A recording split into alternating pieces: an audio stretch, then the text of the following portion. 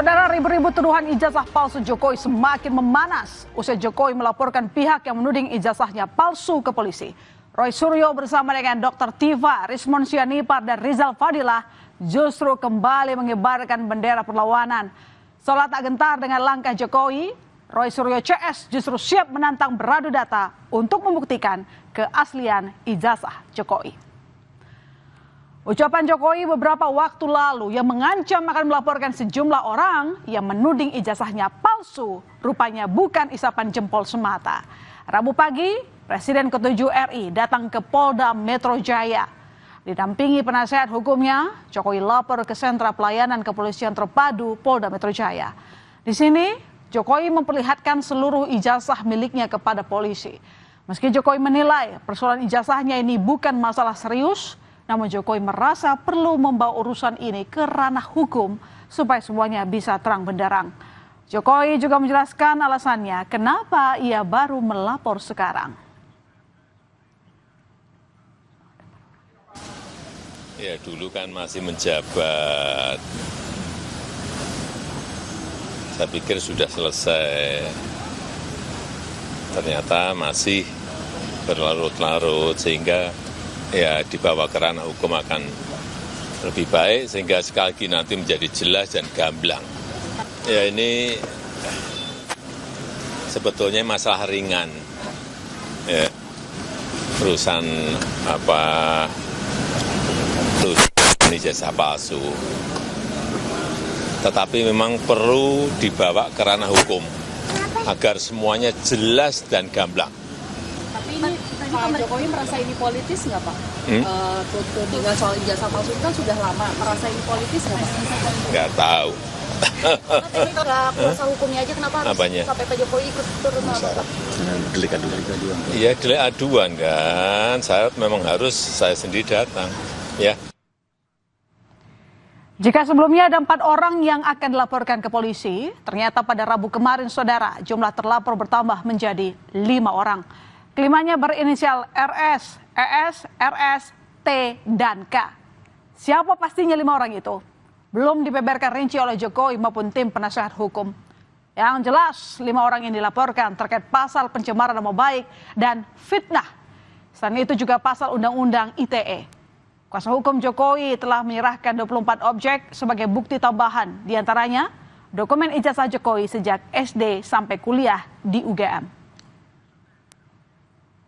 Semua rangkaian peristiwa itu kita sudah sampaikan kepada para penyidik, semua barang-barang bukti-bukti yang sudah kita sampaikan, peristiwa-peristiwanya 24 objek. Ada 24 video ya, sekitar 24 objek yang kita sudah Pak Jokowi sudah laporkan juga, yaitu juga diduga dilakukan oleh beberapa pihak. Ya mungkin inisialnya kalau boleh saya sampaikan ada RS, kemudian ES, ada juga T, inisial T, ada inisial K juga. Nah, tapi kami tentunya sudah menyerahkan ini kepada para penyidik dan penyelidik mungkin masih sekarang tahapannya. Di saat Jokowi melaporkan 5 orang ke Polda Metro Jaya atas pencemaran nama baik, Roy Suryo dan kawan-kawan yang diduga sebagai pihak yang dilaporkan justru mengaku tak gentar dan siap menantang balik Jokowi.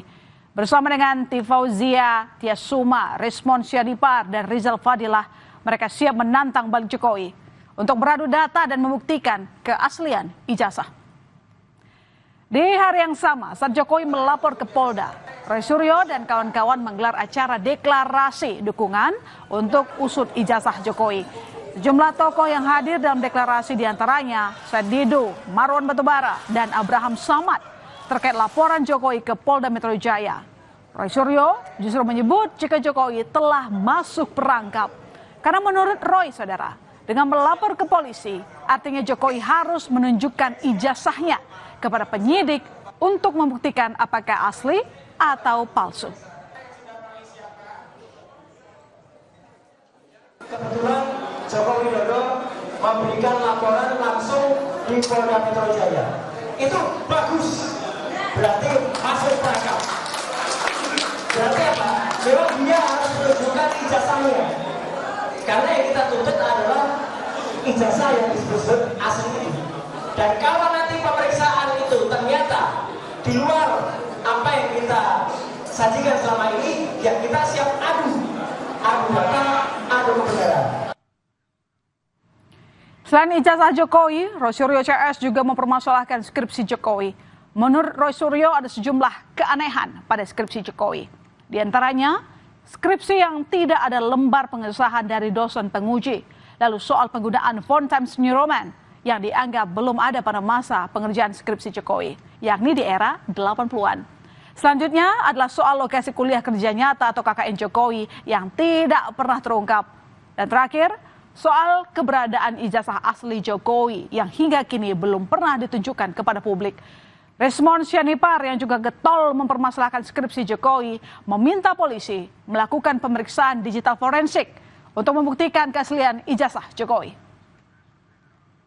Kenapa saya yakin bahwa 100 miliar persen bahkan tambah sekarang 11.000 triliun persen palsu?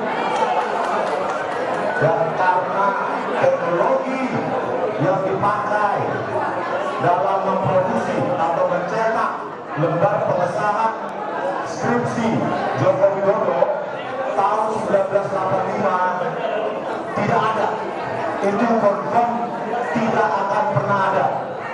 Oleh karena itu saya mendesak, ya, karena Pak Jokowi sudah melaporkan tidak ada mendatangi Barreskrim atau Polda, saya mendesak polisi untuk bersikap profesional dan memeriksa ijazah, skripsi, dan semua dokumen akademik dari Bapak Joko Widodo, ya, dan diperiksa uji kertas, usia kertas, analisa tinta, uji teknologi. Resmond Sianipar sebelumnya pernah mengunggah video yang mempermasalahkan font pada lembar pengesahan skripsi Jokowi. Terkait unggahan itu, pada 21 Maret lalu melalui website ugm.id, Dekan Fakultas Kehutanan UGM Sigit Sunarta mengklarifikasi soal keaslian skripsi Jokowi. Sigit menyebut jika di tahun 80-an sudah banyak mahasiswa yang menggunakan font Times New Roman untuk mencetak sampul atau lembar pengesahan di tempat percetakan. Menurut Sigit, pada tahun itu di sekitar UGM sudah ada 2 percetakan yang menyediakan jasa cetak sampul skripsi. Berbagai pihak yang mengeluarkan ijazah UGM sudah memastikan bahwa benar Joko Widodo merupakan salah satu alumnusnya dari Fakultas Kehutanan pada tahun 1985. Pihak UGM juga bilang punya dokumen lengkap tentang Joko Widodo kuliah di alma maternya. Namun, soal fisik ijazah asli Jokowi sudah diberikan kepada yang bersangkutan. UGM menegaskan tidak akan memperlihatkan dokumen ijazah Jokowi kecuali ada perintah dari lembaga hukum formal. Bahwa dalam kapasitas kami UGM adalah memberikan informasi bahwa Joko Widodo itu tercatat dari awal sampai akhir melakukan tridharma perguruan tinggi di Universitas Gadjah Mada. Itu sudah kami jelaskan, dan Joko Widodo itu lulus pada November, ya, 5 November 1985 sesuai dengan catatan di dokumen Fakultas Kehutanan. Tak hanya UGM yang memastikan keaslian ijazah Jokowi, mantan Komisioner Komisi Pemilihan Umum KPU Ilham Saputra juga menyatakan ijazah Presiden ke-7 Republik Indonesia sah. KPU telah memverifikasi ijazah Jokowi tersebut saat pendaftaran Capres dan Cawapres tahun 2014 dan 2019 lalu. KPU pun memutuskan ijazah Jokowi sah dan tak bisa diganggu-gugat. Jika kemudian kampus UGM ketika itu sudah menyatakan bahwa benar yang bersangkutan adalah lulusan dari UGM dan ijazah tersebut adalah benar dikeluarkan oleh UGM, maka di situ KPU menyatakan bahwa ijazah dari Pak Jokowi adalah sah. KPU tidak punya kewenangan untuk memastikan apakah ijazahnya secara legally itu sah atau tidak. KPU hanya memastikan bahwa benar yang bersangkutan adalah keluaran dari UGM dengan melakukan verifikasi ke kampus tersebut. Selain 5 orang yang sudah dilaporkan Jokowi ke polisi terkait tudingan ijazah palsu, sebelumnya salah satu penggugat yang bernama Zainal Mustafa ditetapkan sebagai tersangka pemalsuan dokumen. Pelapornya adalah seorang pengacara bernama Asri Purwante. yang menyoroti kejanggalan perolehan gelar sarjana hukum Zainal Mustafa dari Universitas Surakarta. Zainal diduga menggunakan dokumen palsu dengan mencantumkan nomor induk mahasiswa lain saat kuliah. Usai ditetapkan sebagai tersangka, Zainal Mustafa menyatakan mundur dari penanganan gugatan ijazah Jokowi.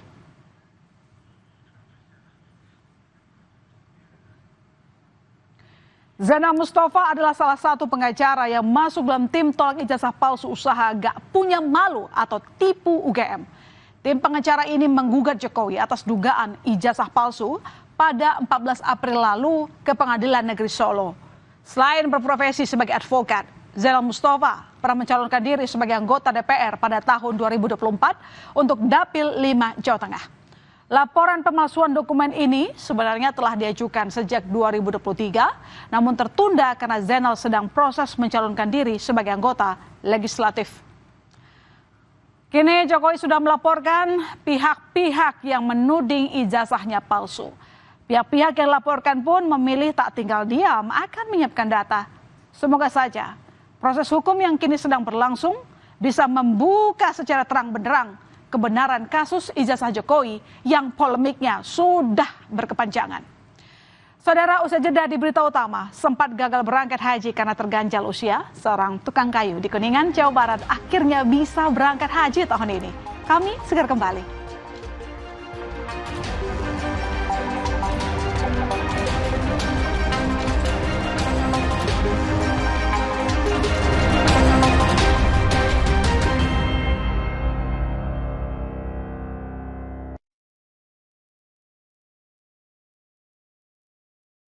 Yuk kita berbagi, berbuat baik bisa bikin sehat, juga bikin glowing. Jaga kesehatan dan minum tolak angin. Untuk menjaga daya tahan tubuh, mencegah dan mengatasi masuk angin. Minum tolak angin dan berbuat baik setiap hari. Orang pintar, minum tolak angin. Berat ya? Buat anak-anak, nggak ada yang berat. Dan jangan sampai kita jadi beban buat mereka nanti. Makanya kita pakai Tropicana Slim. Manisnya alami, kayak kamu. Tropicana Slim, manis tanpa beban. Misi krusial demi menerobos jajaran 4 besar bagi Mace Hillhurst dan FC Twente menjadi penting saat bertandang ke Sparta Rotterdam yang bergantung pada ketajaman Tobias Lauritsen di lini serang dan bertekad mengamankan 3 poin demi harga diri di depan para pendukung. Eredivisie, Sparta Rotterdam versus FC Twente, Minggu 4 Mei pukul 7.15 malam, live di Kompas TV. Kompas Update dipersembahkan oleh Prenagen. Anda menyaksikan Kompas Update bersama saya Sister Tarigan. Saudara, kebakaran melanda sebuah rumah industri pembuatan kerupuk di Blora, Jawa Tengah. Peristiwa ini membuat pemilik rumah syok hingga harus dibawa ke puskesmas. Sebuah industri rumahan pembuatan kerupuk di desa Wantilgung, Kecamatan Ngawen, Blora, Jawa Tengah terbakar. Peristiwa ini sempat membuat warga sekitar heboh. Warga beramai-ramai mencoba memadamkan api dengan alat seadanya. Sebanyak 5 mobil pemadam kebakaran dikerahkan ke lokasi. Belum diketahui pasti penyebab kebakaran. Akibat kebakaran, pemilik rumah mengalami kerugian mencapai 200 juta rupiah.